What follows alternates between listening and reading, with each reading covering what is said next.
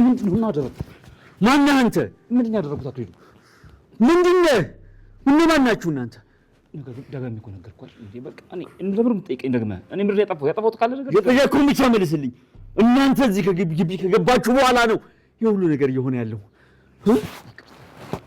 ልቀቀኝ ወንድም ሆነ ተርሳ ባለቅ ምን አባት አመጣለህ? ምን አባት አመጣለህ ባለቅ? በእውነት ያው ለአራት ነበር የተካፈልነው ኮሚሽኑን፣ ግን ያው 5,000 ቢሆንም ባይከፋም አይነፋም የሚባለው። እኔ ስለ ሰገን እያወራው አንተ ስለ ኮሚሽን ታወራለህ አይደል? ማትረባ ደላላ።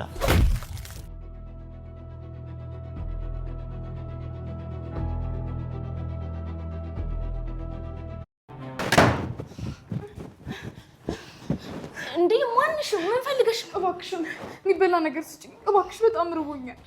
እንዴ አንቺ ማንሽ ምን ፈልገሽ መጣሽ? እኔ ሰገን ነኝ፣ እዛ ቤት ታስሬ የነበርኩት ልጅ። የምፈልገው ነገር ሰገን የት አለች?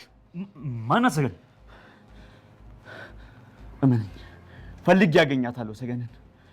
ከዚህ ቤት ያስወጣችኋት እናንተ ከሆናችሁ ግን እማዬ ትሞት ነው የምልህ። ይኸውልህ እኔ ስለምትለው ነገር ምን ነገር የማውቀው ነገር የለም እያልኩ ነው። በህይወት አትርፉ።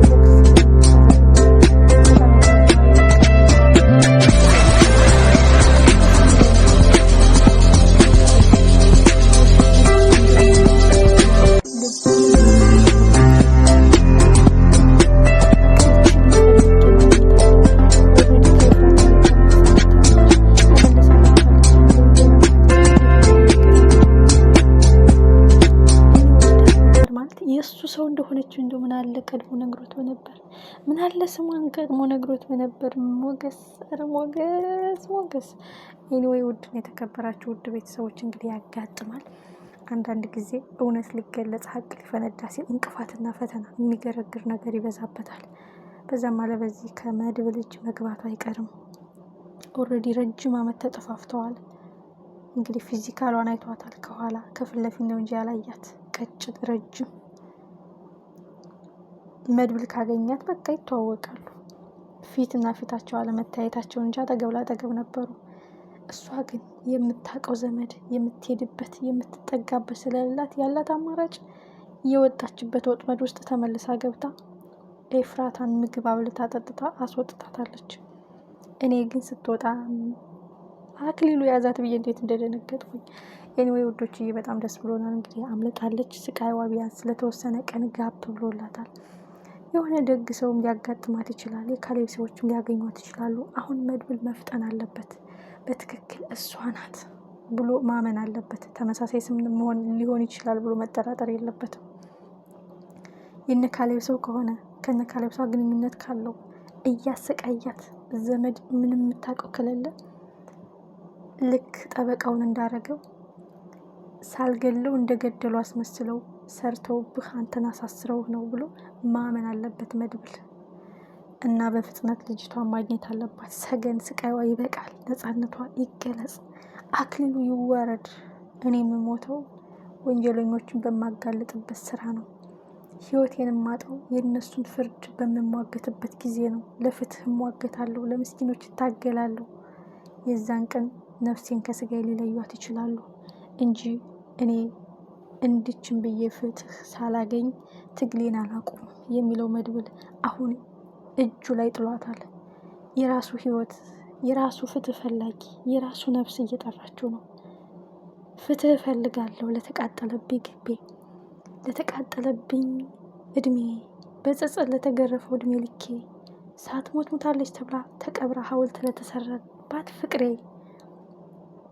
ወጣትነቷን፣ ሴትነቷን፣ ልጅነቷን፣ ቤት ሁሉን ነገር ተነጥቃ ከዚህ በላይ ምን አይነት ጭካኝ አለ?